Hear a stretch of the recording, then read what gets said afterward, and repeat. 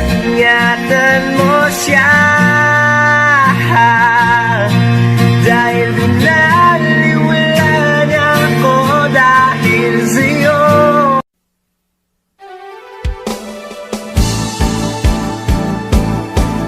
Di ko kayang tanggapin na mawawala ka na sa akin. Napakasakit na marinig na ayaw mo na sa At ngayon,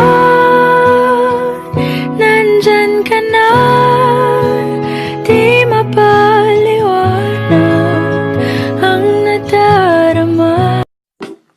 Ikaw na ang pinaka-gwapo na binata sa aking mata. Tayo ay pinag